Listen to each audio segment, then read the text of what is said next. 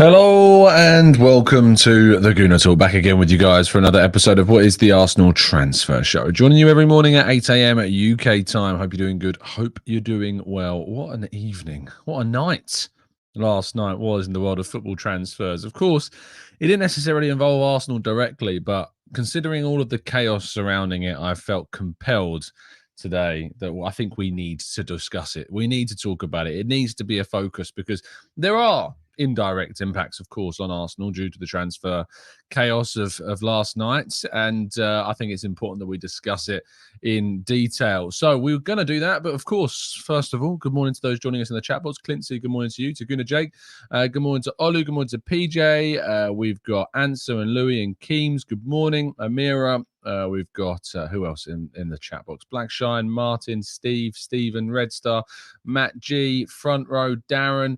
Good morning, guys. Hope that you've had a fantastic week so far. You've made it to Friday, as I always say. Congratulations. Getting to the end of a week, end of a weekdays is a good achievement. It's worth celebrating. So good morning. And yes, welcome to the weekend. So I like to say Friday's a weekend. It basically is the start of the weekend. You got to get through one more day of work, and then the majority of you, I'm sure, are going to be having a nice time off on Saturday and Sunday. I hope that you join us if you're available and in the London area on Sunday at our live show. And I hope that if you're going to the game tomorrow, that it is going to be very successful in terms of a day out for us all as well. But without further ado, let's crack on with today's stories. Do drop a like, subscribe, all that lovely stuff as always. Little John, I've just pressed the like button. Follow Little John. He seems to know what he's doing. Zinchenko has been pictured back in full training, which is absolutely excellent news. We knew that he was out and doing some ball work and running and all of that stuff, and has been gradually building up his fitness over the course of the summer. Took part in the game for Ukraine in a very short cameo period as well. But Zinchenko being back and available gives Arsenal a big push. And I really am interested to see if both Timber and Zinchenko can operate in the same team, if they can be utilized in, similar moments or in times of need, and we might have both Timber and Zinchenko on the field at the same time. I'm really excited to see whether or not they can play together, whether it's something that we can try. Very, very excited indeed for that. So looking forward to it, and looking forward to seeing Zinchenko back in an Arsenal shirt. Pepe's Besiktas move is said to not yet be dead. It could still happen. However, it seems that Besiktas' resolute kind of position to not pay any transfer fee has remained, although discussions between Pepe's representatives and the Turkish side continue. There's also interest from Fenerbahce. We talked yesterday about how there being interest from Saudi Arabia and Italian sides as well. Arsenal will be hoping to get some kind of transfer fee for Nicolas Pepe, but right now seems that we still remain in a bit of a limbo state regarding Pepe, but hopefully there's a resolution in the coming days and potentially weeks. Inter Milan have pulled out of the deal to sign Folarin Balogun. Balogun at the moment still remains an Arsenal player, and there are plenty of teams still interested in him. West Ham, Monaco. Monaco, we know, have had a bid, I think potentially even two bids at this point, knocked back by Arsenal. We know that Arsenal are looking for, to my understanding, a record sale. Our record sale at the moment is both Alex Oxlade-Chamberlain, I believe, are around 35 plus add-ons, and Arsenal are looking for around £40 million at least to try and get a sale of Balogun, and Arsenal will be very hopeful that they can get that deal done. If they can, it would be a significant boost to Arsenal's funds and maybe enable them a little bit more freedom through the FFP rulings as well. But Inter Milan being out of the race because they can't match what the figures that both Monaco and West Ham are looking to. And so it seems that if Balogun wants out, it will be to one of these two clubs, unless another party involves itself. We know how kind of quick the Monaco thing happened and they came out of nowhere. So it's all certainly well and good that we could see Monaco as well be joined by some other surprise clubs too. But yes, potentially £40 million worth of incoming still potentially there.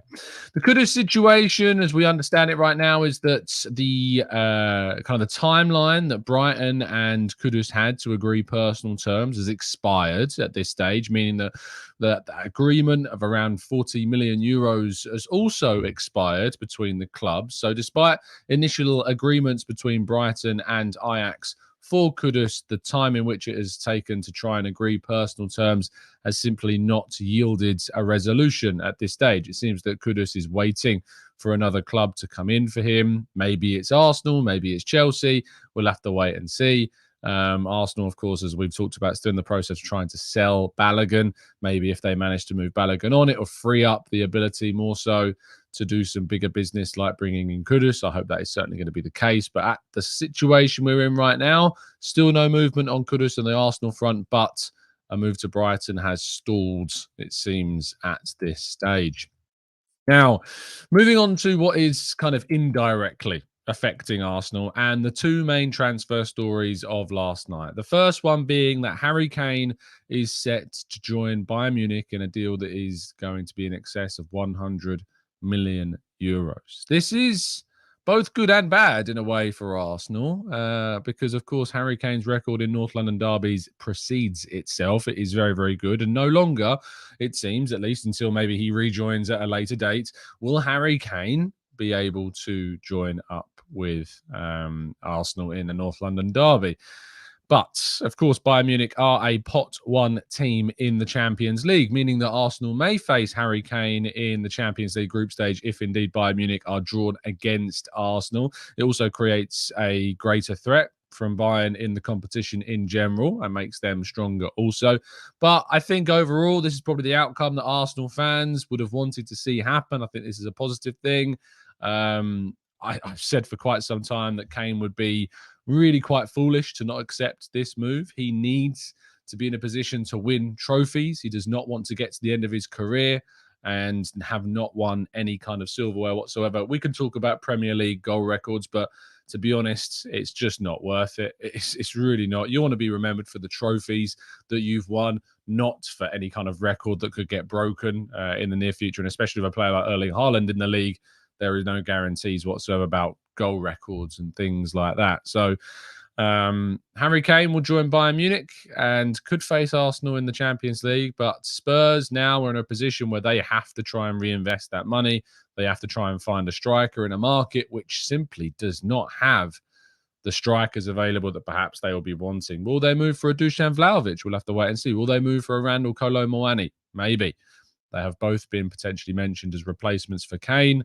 But I think this is devastating for Tottenham. Absolutely devastating. Considering the other day they had a friendly against Shakhtar Donetsk, they won 4-1. Kane scored all 4 of their goals. Very, very difficult indeed to see how Spurs get back into the Champions League next season without Harry Kane in their side. So moving to Bayern now gets them that deal, gets them that move early. An extra year playing in his prime years at another massive club. Well, not another massive club, just a massive club. So there you go. Lovely stuff. And lastly, one story of the day, if you like, Moises Caicedo will join Liverpool, not Chelsea, after they fumbled the deal to sign the Ecuadorian international. Liverpool will pay £110 million, including add-ons, I believe, to try and sign the player. The irony of this is that Caicedo could, of course, if he is signed in time and if it's done early today, could be registered in time to play against Chelsea on the first game of the season on Sunday. Who would have thought this would be the case? Who would have thought that Liverpool's midfield would be made up of both Brighton midfielders of Alexis McAllister and Caicedo? Now, this obviously creates quite the talking point around Chelsea. I was lectured beyond all measure how Arsenal need to act like a big club, need to take some leaves out of Chelsea's book in how they do transfers. Well, not only did Chelsea fumble their number one midfield target, which was Manuel Ugarte, but they fumbled both of their midfield top targets in Moises Caicedo as well. And this leaves them in a position where Romeo Lavia looks to be the option they're going for, and Tyler Adams looks to be the other player. Now, Tyler Adams I think he's a good player, but my goodness, it is quite the different player and profile to that of a Moises Caicedo type deal. So let's just wait and see what Chelsea end up doing between now and the end of the window to try and complete their midfield. What do I think about Liverpool? Caicedo, Szoboszlai, and McAllister as a midfield three is an exciting trio, but it is a brand new trio. It's a completely overhauled midfield. Losing Fabinho, losing Henderson, losing Milner. Will Liverpool be as good at the start of the season at least? It's going to take some time for Liverpool to, I think, gel Caicedo, McAllister, and Szoboszlai all together. But it is an exciting middle three on paper. I've always kind of looked at Caicedo and thought, I'm not sure whether this guy is an out-and-out lone number 6, and I felt as though he'd be a player that worked better in combination with someone, but because he's already got that chemistry, if you like, with McAllister, knows what happens with him and where he likes to play and the combinations they have between those two, maybe it will be a more seamless kind of coming together. They are still, I think, vulnerable defensively, Liverpool. I think they will still be vulnerable at the back and they will still ship goals. But it would be naive and ignorant not to consider them as a real dangerous threat.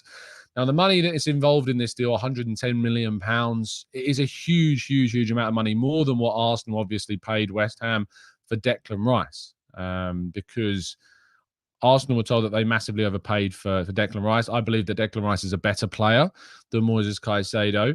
And for me, I don't think Caicedo is more than around £60 million. I think that £60 million is probably about what he's worth if we were looking at a market that wasn't ridiculous at this stage, but it is ridiculous. So I guess that obviously does heighten that value quite significantly. So, but as John says, what are they smoking over there at Liverpool? £110 million. It is an investment for the future. It is an investment on a 21-year-old for the foreseeable, who is expected to be in that midfield along with Szoboszlai and McAllister to kind of gel, become that midfield three. But it's going to be very interesting indeed to see how Liverpool's team looks for the forthcoming season. And it's going to be very interesting to see how Liverpool kind of, I suppose, foresee their season going. But losing some key players, they've brought in some really young, exciting talent. But my goodness, Chelsea losing Nkunku for until December because of a massive injury, losing their number one midfield target in Agate to PSG, losing their next big target in Caicedo to Brighton. Is there a better sporting director in the league right now? Is there a better one for a Big Six club at least than Edu Gaspar? Edu Gaspar, for me, is without a doubt the best option that we could have as our sporting director. The work that has been done to bring in players this summer, the deal that we saw completing, and we will see an announcement maybe today for David Raya, is quite the sensational loan with an option to buy. With one of the best tattoos, if you can see his arm there, I've ever seen. Very inspiring, that. I quite like it. If you're listening on audio, you have to hop over to the YouTube section to see that. But certainly, goodness me, Edu Gaspar. Best sporting director in the league? I think so.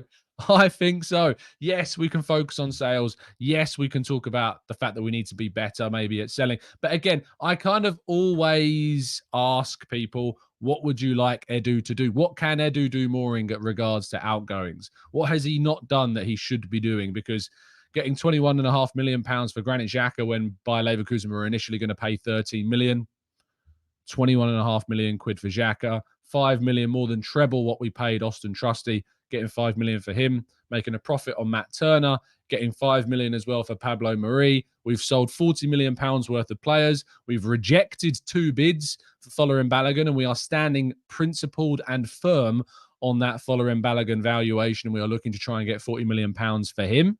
Arsenal could end up recouping around 80 million pounds worth of players before even losing the likes of Tavares, Lokonga, Pepe, Cedric, Holding. Those players still need to be moved on. So Arsenal could end the window theoretically on significantly more than 80 million, but let's wait and see. But Edu, for me, right now, this guy can cook up a storm of a barbecue. And my goodness me, has he cooked up a hell of a transfer window for Arsenal.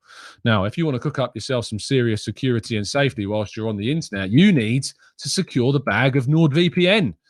You need to make sure that you are protecting yourself whilst online, and the VPN is the best way to do that. And Nord provides you with one of the best services that is indeed out there. By going to nordvpn.com/Gooner, you can get yourself a significant discount off a 1 or 2 year plan that gives you malware protection, tracker blockers, ad blockers, everything that you need online Get yourself the Edu level of VPNs for your system. I can't even keep serious at this point.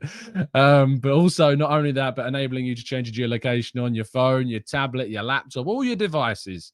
Synonymous and synergetic. It's a great word with NordVPN. If you don't like the service, you can get yourself a 30-day money-back guarantee as well. Do not miss out on this offer. It is certainly worth getting involved with. Right, let's move to part 2 and your questions and laughs and jokes about how Chelsea are hilarious right after this.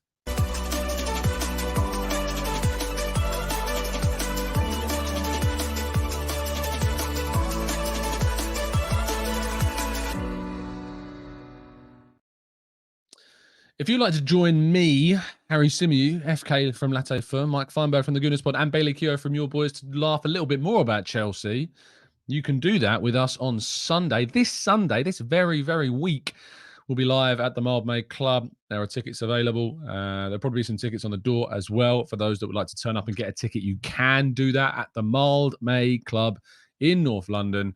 Newington Green. Doors open 5 p.m. Show starts at 6 this Sunday. Scan that barcode on your screen, set yourself to the ticket page, or you can go down to the link in the description. But don't miss out. And I look forward to seeing so many of you for what is going to be a fun show. I'm looking forward to just getting it done. You know, I've talked about it so much. I'm looking forward to just doing the show now and having a great night with some fantastic people. Right, let's jump into the chat box, shall we? Baz says, I already rate this window 10 out of 10. I'm at about an 8.59, Baz. I'm about 8.5 to 9. I'd quite like to see another forwards. I'd quite like to see us move on some players as well. And I think we're getting very close to that 10. DJ D10 says, will the event be live on YouTube? We're going to record it, and it's going to go out a day or two probably after the event. So it won't be anything that you've missed out on in regards to if you're abroad and you can't make it. But just being there is going to be a great, great event indeed. Penny Wins says, is Edu the special guest at a live show? I'll tell you what, I'll have a word on Saturday if I see him. See if I can convince him to come down and join us. Frederick says, the way Tom worships Edu Gaspar, and you're saying that Liverpool will not be a threat. I'm not saying that. Did anyone know? Did anyone hear me say that Liverpool won't be a threat? I don't think I did. Did I? Chat box? Did I say that they won't be a threat? I'm pretty sure I said that they will have some time to gel those players, and initially it will be a challenge, but don't make any mistakes. Liverpool are still going to be very, very good and are going to score plenty of goals, but they have vulnerabilities, I think is what I said. So make sure. Worships Edu. I mean, Edu's made mistakes. Don't get me wrong. There's things in the past I'm not particularly happy with, but I've got to go on what I'm seeing. I've got to go on what I am looking at from the perspective of Arsenal this summer. And that's all of our priority business done before the season starts. Before the US tour started, we got our business done. Getting £21.5 million for Xhaka. Having sold £40 million worth of players already, the potential to double that because we're standing firm on evaluation for Balogun as well. I am excited about what this man has done to Arsenal Football Club, and it is a very, very good job indeed. Stephen says, do you think there is another big signing? Is this why the Raya deal is alone? The reason the Raya deal is alone is to give Arsenal more freedom, is to give Arsenal more flexibility and, room to move in if we want to. And I think that perhaps there's been frustrations that Thomas Frank was talking about with Arsenal negotiations. You could understand why with Arsenal pulling off that type of deal. So yeah, Ainsley, if Kudus is to be signed, yes, I think he probably would be our last signing. I think we've got one more in us after Raya. I think we've got one more. I think that's not off any knowledge. That's me speculating. I'm predicting. I think we've got one more signing in us. So let's wait and see. Maybe more, depending on what happens at the start of the season with injuries or if opportunities rise up as well. Maximia says, Tom, considering Liverpool are able to pay 100 million for Caicedo, did they mislead fans with the no money excuse on Bellingham? Maybe he was never interested in media and tried to protect Liverpool with this story. No, Jude Bellingham informed all clubs that he only wanted to move to Real Madrid in May. That's the reason why there was all of this stuff around Liverpool and Man City. But Jude Bellingham informed clubs in May, that's before even the transfer window opened, that he was going to be moving to Real Madrid. So, no, there was no misleading, I don't think. Also, if you think about Liverpool's pursuit of Lavia, first around 30-odd million pounds, then around 42, then 45, all rejected. They don't value Lavia at £50 million. Chelsea put in a bid of £48 million for Lavia, rejected, even though it's £2 million less, and they'll probably now go up to that 50. As I've been trying to explain to people before, if you spend money on a player, it does not mean you don't necessarily have the money to go for somebody else. It's not to do with budgets. The only restrictions really are around FFP and things like that. For me, it's always, and to my understanding of how these work, it's about valuations of players. Liverpool didn't want to go to 50 million for Lavia, but they valued Caicedo at over £100 million themselves and were willing to go over that, or maybe slightly over their valuation for that player to get him, to get that player done. And as I told people when they were panicking about the Rice deal, saying, how can we be spending £65 million on Havertz and we can only go up to £90 million on Rice? And I tried to tell people, tried to explain to people, chill, calm yourselves. It's going to be fine. If Arsenal value Declan Rice at £105 million or over £100 million, they will pay that money. It's not related to how much money we are spending on Havertz and Timber. The deal is related specifically to how much we value Rice and what we're willing to pay. And that is what I explained to you. And that is what happened. And it's the same thing with this Liverpool situation as well. They didn't value Romeo Lavia at a point in which they felt they were willing to pay £50 million for, but they valued Caicedo at a much higher figure. And so despite not looking like they could afford Lavia, which was never the case, they could, they just didn't value him at that figure. So they didn't spend that money at that figure. They went instead for Caicedo and they got that deal done. Clive joining us in the chat. Pleasure, as always, my friend, to see you. Rumour is if Arsenal makes sales, they are after another 6. Apart from Lavia, who could that be? Yes, I've seen, I think it's Miguel Delaney of The Independent reporting that Arsenal still have interest maybe in another midfielder. I personally haven't heard that. So it's been my understanding that Arsenal have been very happy with the midfield. I think it would require maybe a Jorginho to go. Let's hypothetically, though, Clive, let's say, who could that midfielder be? Who's a midfielder that Arsenal could look to that they might be interested in bringing in? Well, we know that they've had an interest in Martin Zubimendi for quite some time, although I just don't think that he wants to leave La Real at this point in time. Other midfield targets, again, the midfield right now, defensive midfield, it's not full of options. And if you look at me, another 6 after Rice, Partey and Jorginho are here, it doesn't make that much sense to me for Arsenal to move for another 6 unless that 6 can also play in a box-to-box role. Now, he's not a box-to-box. He's not a 6, certainly. Pedro Gonçalves up Sporting Lisbon, who plays as a centre-forward, plays as a right wing, and plays as a centre midfielder, scored that brilliant goal against us from centre midfield, if you remember, that knocked us out of the Europa League from the halfway line, has been doing fantastically well. And I'd love to see Pedro Gonçalves at Arsenal. He's not a 6, but can play as an 8, can play as a 7, can play as a false 9. So I'd love to see him, but I don't know who that 6 could be. I'm sure the chat box is now lighting up with potentially options. Douglas Luiz, not for me. Not a big fan of Douglas Luiz, so I just don't think he's at the level. Jabu says definitely Yusuf Fofana. He would be, without a doubt, one of the top options for me. When I was at the Emirates Stadium last Wednesday, watching the Emirates Cup, my goodness me, did this guy stand out above everyone else on the field. Everyone else on the field. Fofana was absolutely gloriously good. So incredibly good. And I would love to see Yusuf Fofana at Arsenal. I think it'd be a brilliant piece of business. And if Arsenal can get that done, it'd be great. Clive, though, says, I have a hunch that it could be Douglas Luiz. I'm just not convinced by Luiz. I don't know what it is. I just don't feel like he pushes the midfield quality needle for me. You know, if it was up to me playing a number 6, say Partey and Rice weren't available, and I had to choose between Jorginho and Douglas Luiz, I'd rather start Jorginho than Douglas Luiz. I just don't feel he pushes the quality needle enough for me. There's just something about him I'm not convinced by. Clive, I have to agree. It's almost like he's reluctant, guys, to agree with me. I have to agree. Adebola says Manuel Locatelli, Ben, and plenty of other you guys say Barella. Bibex says Palhinha. I think Barella and Palhinha are 2 very expensive options. Barella's not a 6 as well, by the way. He's more of a box-to-box midfielder. Palhinha certainly is a 6, but again, I don't think you're going to pay the money that Fulham would want to sell him for. Parvez says, hey, Tom, what do you think about an Inter Milan Barella swap deal with Balogun? I mean, if that's the way that you could get Barella through the door, maybe Balogun and 30 million quid, and then you can have Barella. I think I'd be up to that. Zuntar says, Camavinga. Yeah, maybe in a different reality, but he's never going to leave Real Madrid. Never, ever, ever going to leave Real Madrid.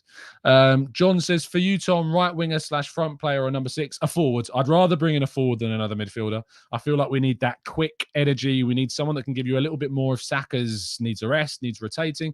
And that's why I'd love to see Mohammed Kudus come in. I'd love Mohammed Kudus to come in. If I could have 2 more players, it would be Fofana and Kudus. They would be the 2 that I would personally bring in during this window. If I can have 2 Yes, from Wolves maybe as an option. Really highly rated at Sporting when he was in La Liga Portugal, but not necessarily been able to, find his feet in the Premier League so far. But maybe at a bigger club, maybe somewhere where he can be utilised better. Could Mateus Nunes be that guy? Again, I'm not sure. Is he an out-and-out number 6? I've not seen loads of him, but maybe he's the one. Maybe he's the one. Holdini says the Tom and Clive show. We need to link up soon. I'm looking forward always to speak with Clive. But he's got an amazing gig going. And if you're not a listener, follower, watcher of the Arsenal Vision podcast, you need to make sure that you are. He is married to that show. Married to Elliot, I should say. They are, yes, it's a glorious matrimony there between those 2. And Paul and Tim as well. Cass says there is still rumours circulating Juventus want to resume talks regarding Partey. Hope it's not true, but I did like Fofana's performance against us last week. Keeping Partey is key this season. If Arsenal, for me, I've said it since the start of the window. This window is about reinforcing, not replacing. Reinforce this team, have Partey and Rice. Look at what they both did against Man City. It was great. It was competitive. It was controlled. We had real presence in the midfield with those 2. Let's not disrupt that, please. William Salibak says, what about Yeremy Pino? A really quick, technical right winger, Spain international, Villarreal. Very young, lots of potential. Not sure he's as accomplished yet as Mohammed Kudus is. I think I'd prefer Kudus to Pino, but Pino maybe is on the list of players. John says, how much would Kudus and Fofana cost? I think Fofana, you'd be looking at upwards of £30 million, but still, I think that's a reasonable price tag. And I think Kudus, they agreed a €40 million price with Brighton, but I think that would now be a bit higher because Brighton have kind of mucked them about a bit. Well, not Brighton. Kudus has kind of mucked them about a bit because he's not really agreed the deal. I think you'd have to pay about £40 million maybe now to get Kudus. So you're looking at about a 70 to 80 million total for the pair. And I'm not sure that we are going to be able to spend that this window. Maybe if you can sign Kudus on loan with an obligation to buy, similar to what we did with Raya, maybe that would enable us to adhere to FFP potentially. Clive says, Tom, is Fofana a real 6 or a box-to-box? The thing is, I think he can play both. Against Arsenal, he was very box-to-box. But he was very N'Golo Kante in the sense that he was all over. He basically fulfilled 2 roles in one game. Great moving forwards, great at progressing the ball, really good dual wins, good interception rate as well. Recoveries were fantastic. He had 2 recoveries in our half, recovering possession, starting off attacks at the highest point of the midfield. Really key. That's the type of kind of tackler that Arsenal have sometimes, I think, needed in those big games where we can recover the ball high up the field. Add him into this group, and I think that you would have to move Jorginho on. I don't think you can have Jorginho, Partey, and Rice and Fofana, and that is a bit overkill. But I think that he's got the ability to play both roles. You saw him getting into the position where he scored. He had a couple of shots outside of his goal as well. I think that box-to-box role, it suits him. I think you could play him with Partey. I think you can play instead of Partey. I think that his ability to play both those roles, maybe leaning more towards the box-to-box, I think he's a great player. He's a great player. Chelsea to get Lavia now, says Nick. We'll have to wait and see. I'd love to see Brighton go in and get Lavia now. How funny would that be? How funny would it be to see Lavia end up at Brighton and Chelsea just absolutely ruined. Absolutely ruined. That would be hilarious. And I kind of hope that it happens. Let's go to Ben says, Edu always seems to pull a rabbit out of the hat. Maybe someone no one is talking about at the moment. William Zalibak says, TC, now that Kane is going to go to Bayern, where will the lot down the road end up? And will them getting relegated lead to a sad end of St Totteringham's day? And thoughts on Yeremy Pino? Pino, I've already discussed. Kane leaving, I think this leaves Spurs. I had them down as 7th, I think, in my predictions. They could easily finish bottom half. Easily finish bottom half of the table. Goodness me, what a terrible state of affairs. How much for shame is that, eh? How terrible. I'm sorry, I was smiling too much I wasn't smiling enough as I was saying that. Zing says, Tom, what would be your ideal group stage? Oh, that's a good question. Champions League pots for 23-24. Let's have a look. Who is in each pot for the Champions League this season? Ugh, ad blocker. You see, this is why you got to get yourselves NordVPN. Gets you ad blockers. Lovely stuff. I'd say it would be Feyenoord from pot 1. Obviously, Arsenal in pot 2. I think we're still waiting, are we not, for some of the pots to be confirmed through like Champions League qualifiers. But of the teams we've got so far, I suppose it's Red Star and Lens. But we're still waiting on a lot of other teams, I think, to be confirmed at this stage. I'm trying to find the most up-to-date 24th of July.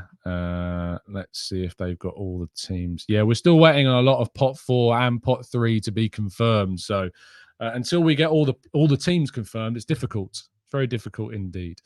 And says, Tom, keep an eye on Joao Gomez of Wolves and Maurice Kiergaard of Salzburg as well. Answer coming in with some left field picks.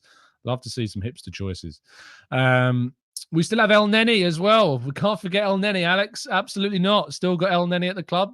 He's a good servant, does some really fantastic stuff for us, and he's an asset. I like El Neni. I know people want to rule him out, but whenever you have El Neni in the team, I don't begrudge his performances. I never really have anything to say critically of his displays. They're not the only thing critical I have of El Neni is that he's just not of the level of the Rices and the Partes of this world. But he never really puts a foot wrong, does El Neni? Very consistent performer, comes into a game and usually performs. So despite the fact that we're all desperately keen, some of us, to see him moved on, I'm glad he signed a contract extension. That was the right thing to do. Great for the team, great for the environment, fantastic in the dressing room, really good squad player. And he is, as Esmond says, he's underrated as a player. He's not first choice. He's not second choice. He's not third choice for that 6 role. He's fourth choice. And to be honest, I think you're going to struggle to find a better fourth choice CDM than Mohamed El Neni. When we have these League Cup games, when we have these maybe group stage games that we've already qualified from the group in the top spot, fingers crossed, and we've just got to use some players and rest some players, I have no problem with El Neni. Absolutely no problem at all. No problem whatsoever. It's just nice. I think what's nice about El Neni right now is that we've got Partey, we've got Jorginho, we've got Rice. There's no pressure on El Neni having to come in at this stage. He's just there. He's around. He's accessible. He's usable if we need him. And I'm fine with that. Very, very much fine with that. I remember when people used El Neni as a stick to beat Edu with, like, why is El Neni still here? Why are we sold it? No, it's not the way in which you cultivate a group of squads, a core team of players. You keep vital players in the dressing room, especially if they're of a level that a fourth choice brings you some really positive output. And, I think there's a difference between El Neni and Holding. I think Holding was too close to, the starting positions. Last season, really much so, too close to those starting roles. And that's because, at the end of the day, Holding was basically the second choice right-sided centre-back when Tomiyasu got injured and Saliba got injured. He came in, eventually Kivior came in. He was too close to the first team in a really key point of the season. And now we've added Yuri and Timber. We have seen Tomiyasu and Saliba come back to full fitness. And that has really enabled us to move Holding away from that as close to the starting 11 as he was. Whereas El Neni is at a point away from the starting 11 where I'm comfortable with El Neni being in the squad. I'm comfortable with El Neni being here. I'm comfortable with when we are going to use him. So I think that's the difference between him and El Neni. And I think El Neni does produce more consistent performances when he's in the team compared to somebody like Rob Holding. I can see that Yomi in the chat box, who is a big fan of Rob Holding for completely satirical purposes, is very unhappy with my words, but that's the reality. Ryan Kirkpatrick, our resident Liverpool fan. Ryan's been a long-term listener on the channel. Not seen you about for a while, Ryan. I know Liverpool haven't been doing too well. Maybe that's why you've been a bit quieter. But it's good to see you back. I hope that the chat box is treating you well. But for those that are new, Ryan is a friend. Not personally. I don't know Ryan personally, but he's a friend of the chat box. He's been around for a very long time, and he's always been very sound with us, even when Liverpool beat us. So he's very welcome here. But you've done some really excellent business, Ryan. You've done some interesting business. I still, as I said at the start of the video, I think there are still vulnerabilities. I think there still are some cracks in that group. I think you need depth in certain areas, but certainly Liverpool are on the right pathway back to where they would like to be and have done some really good business. So there you go. Tebow said, who starts tomorrow? Fantastic question. And let me give you my answer. At 5 p.m. this afternoon, because 5 p.m. this afternoon will indeed be our preview show. I'll be joined by some of the members from our Discord server. If you'd like to join our Discord server, all you need to do is join up as a member, become an expert member or a TGT ambassador. Link to do that is down in our link tree in the description. I'll be joined by what looks to be Marcus. And, the problem with the Discord is these days, the problem with Discord these days is so many people change their name from who their actual name is that I don't even know who's coming on the show anymore. And I'm just like, yep, send me a team and I'll just see you when you pop up. And then like, oh, it's Marcus. Oh, it's Zamir. Oh, it's, who is it? So yeah, these days, it's 3 people will join us for the show. 3 people will indeed join us. So do make sure that you are tuning in 5 p.m. today. Marcus is indeed on. What I love about the Discord servers in some ways is that a lot of people have done tributes with their names to Vinny, which is an amazing and a really nice thing to do. So yes, but what I can tell you is that Marcus will be on. I think Mike Gooner in Perth, our good friend who's been on the show a fair few times, will also be on with us as well. And Mr. Krabs is also going to be on too. So I look forward to seeing those 3. And you can join us at 5 p.m. UK time for a preview show of the game against Nottingham Forest. I will be there tomorrow. I'm looking forward to it. I can't wait to get back to the Premier League, get back to the games, get back to everything to do with Arsenal. I'm probably going to be sticking around a little bit after the game as well because it's an early kickoff. I love early kickoffs, because it means that I can stick around after I've finished up with my duties after the game and chill for a bit in the afternoon in London. So I'm looking forward to seeing and meeting up with Mike and that. I'm sure I'll meet up with a fair few of you after the game as well if you're sticking around in London. But if you have not already got your tickets to our event, please, please, please do come along. Sunday, 2 days time now. Scary. I better get prepared for this. But Harry Simu FK, Mike Fernberg and Bailey will be joining me for a live event on Sunday at the Moldmade Club. 5 p.m. doors open. 6 p.m. the show starts. First come, first serve on seating. So if you are planning on coming along, the earlier you get in, the earlier you get your seats and tables. So make sure that you do indeed go and do that. But the link is down in the description, or you can scan that code on your screen as well to access the page to get your tickets. If you have struggled for some reason with whatever getting tickets, send me a DM and I'm sure I can help you out with that if you're struggling to get those. And we'll have a list of all the people that have bought tickets as well, so we'll be able to tick you off as you come in. So don't worry too much if you were having a panic up about the ticket system. So don't worry about that. We'll have a list of everybody that's bought tickets on the door. So yeah, lovely stuff. All right, people. It's been an absolute pleasure. And I will be back actually at 10 a.m. On the Arsenal Way. I'll be joining Umar, who is now, bigging it up with celebrities. He interviewed Roman Kemp on the Arsenal Way. So if you haven't gone and checked out his interview with Roman Kemp, fantastic Arsenal fan and radio producer and presenter. So yeah, I look forward to it. I look forward to seeing people tomorrow at the game, and I look forward to speaking with you again, of course, at 5 p.m. UK time with our preview show for the game against Nottingham Forest tomorrow. Have a fantastic Friday. Enjoy it. Stay safe. Stay well. And as always, and most importantly, because Chelsea, oh, what a day. Spurs. Oh, what a day.